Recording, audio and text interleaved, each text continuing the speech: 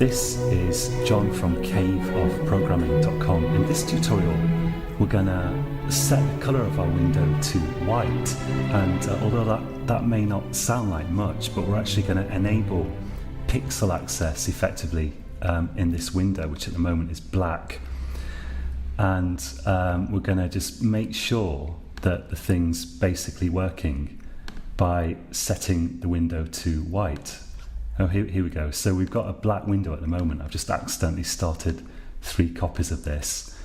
And we're going to enable pixel access here and then just make the whole thing turn white, which is quite easy to do before we go on to setting individual pixels. Of course, this isn't strictly speaking an SDL tutorial. It's a C++ tutorial. I'm just using SDL as an example of a graphics API because we need some kind of API.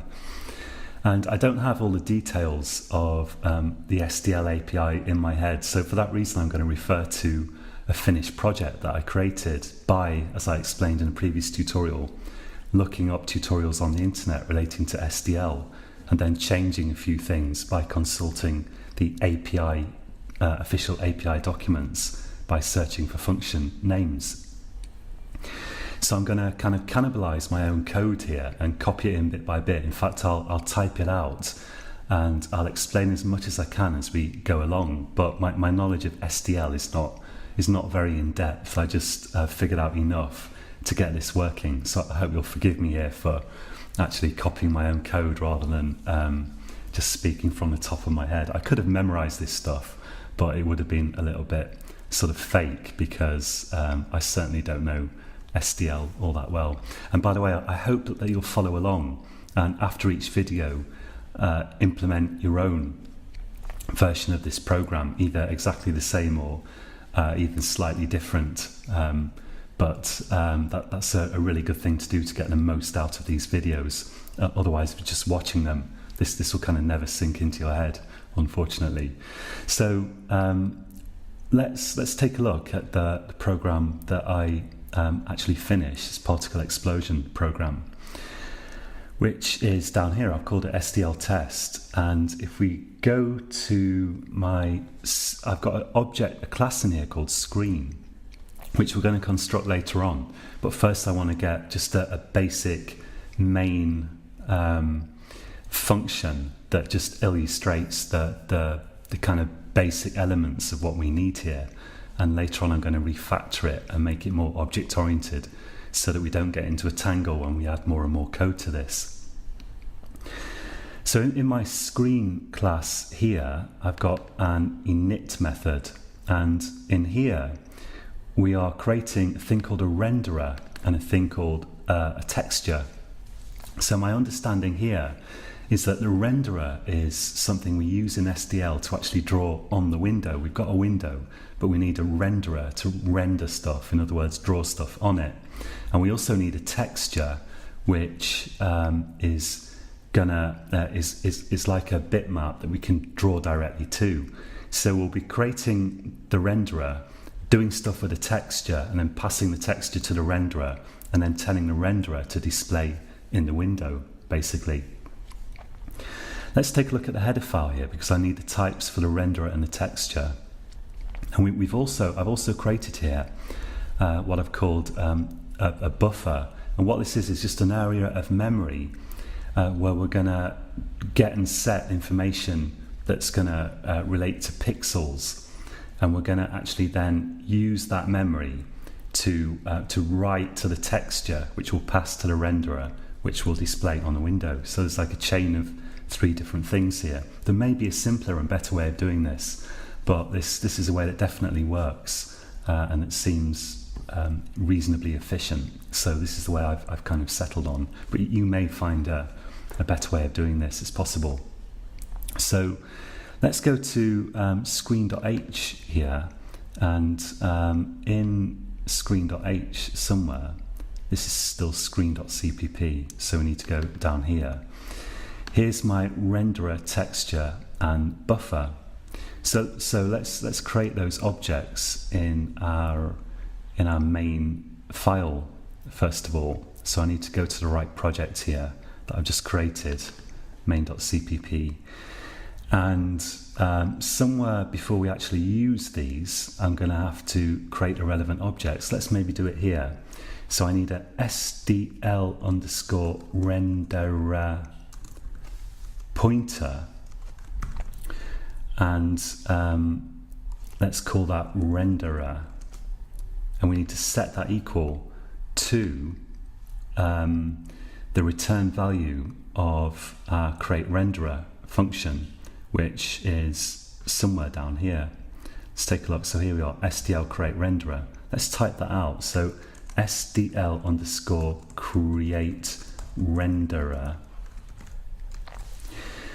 And what arguments do we need to pass to this? Well, let's take a look. So that the first argument is the window that the renderer is going to render into. Let's type that. So we've called that just window, the pointer to the window. The next argument is -1, which if we look at the documentation, well, let's do that in a second, because at the moment we've got a syntax error that prevents the documentation showing, or you could just paste this into Google. And the last argument I figured out by looking at the API document. That's SDL renderer present vsync. So I'm going to copy that. And what this does is it ensures that our rendering is synchronized with the vertical refresh of the screen. So your computer screen is going to refresh a certain number of times a second. Like, I don't actually know how many. Let's say it's 30 times a second, 50 times, I'm not sure. And it refreshes from the top left-hand corner. It goes across the rows and moves downwards. So it redraws the screen from the top left, goes right across to the top right, and then it does the next row a bit further down the screen, going from left to right again.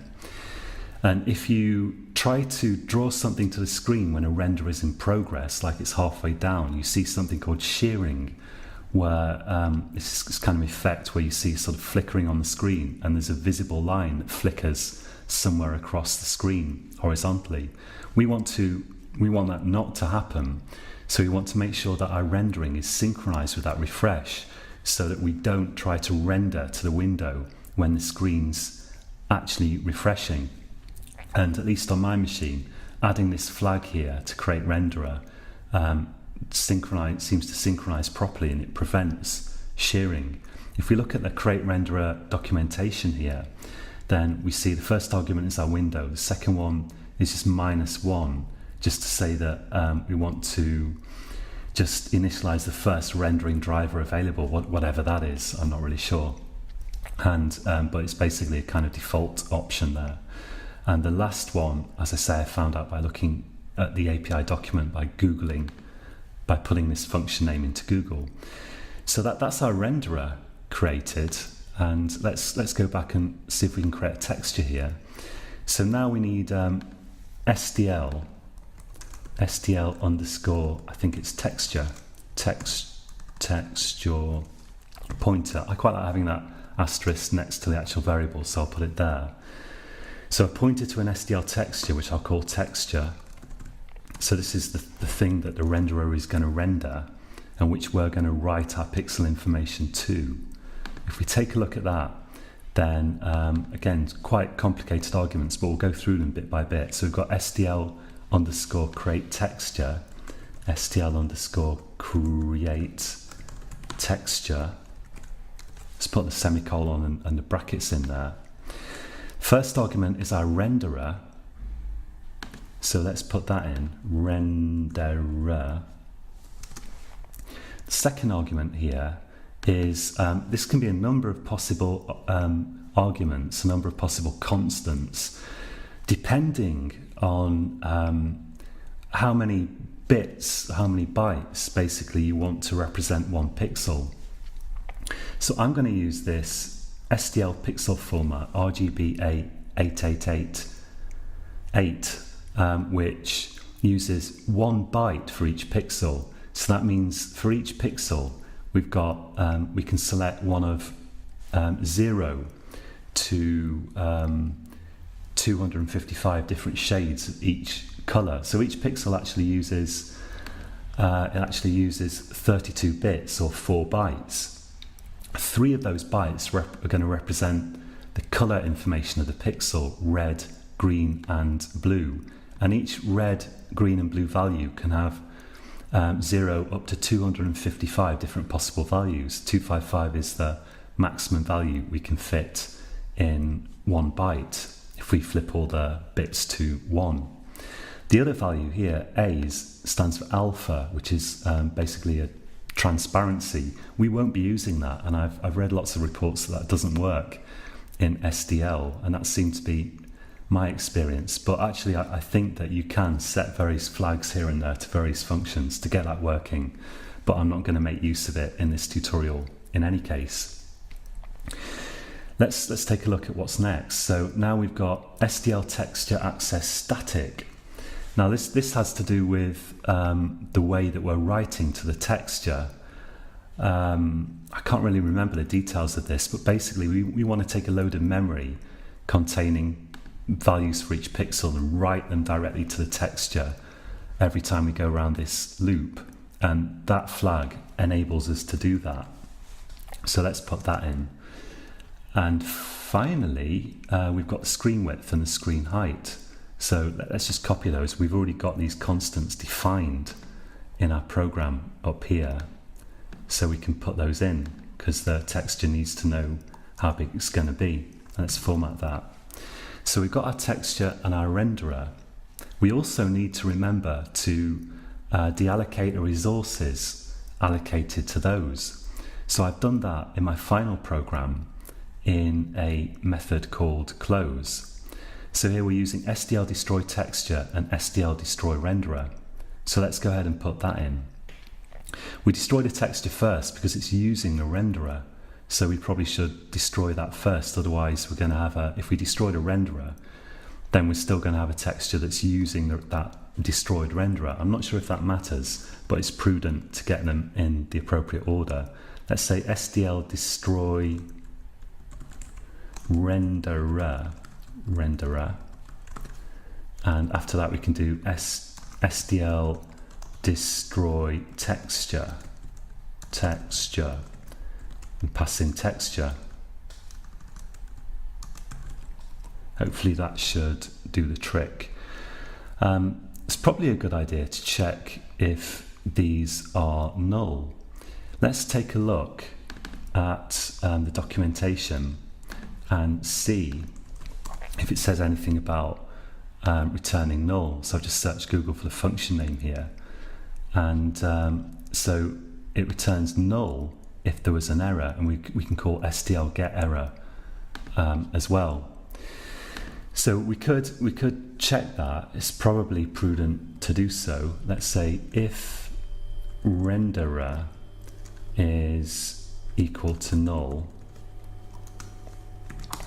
then if you don't check it, then your program's basically just going to crash if this doesn't work properly. Let's say cout could not create renderer endler, and let's just return some non-zero integer to signal an error. And let's say if texture equals null, whoops, got my caps lock on here, then cout could not create texture endler, and then I'll return some other value. Could just return naught here. As I said previously, it doesn't really matter. If we could create the window but not the renderer, we probably in either case we should probably call SDL quit like this.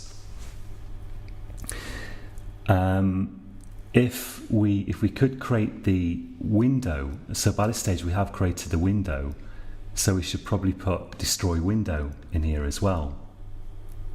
Let's put destroy window before we call SDL quit.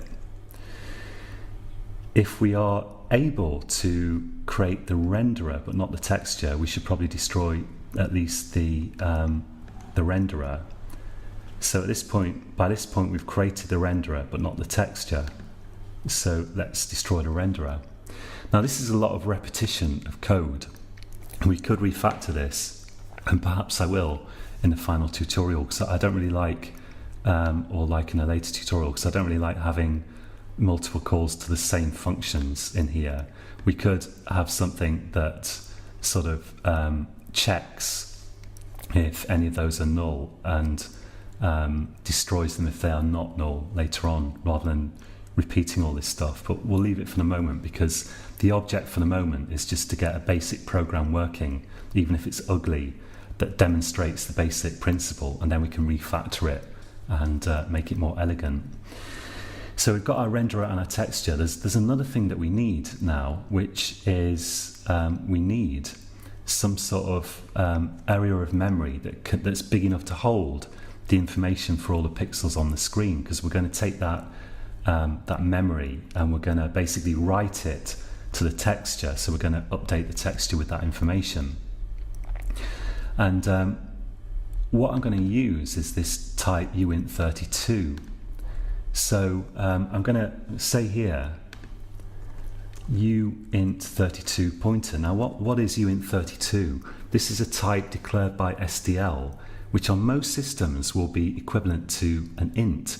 An int is usually 32 bits, but it's possible that on some systems, because C++ is not absolutely standardized, that an int might not be 32 bits, could be something else. So for that reason, SDL have defined this type, which is guaranteed to be 32 bits, but it's basically an int.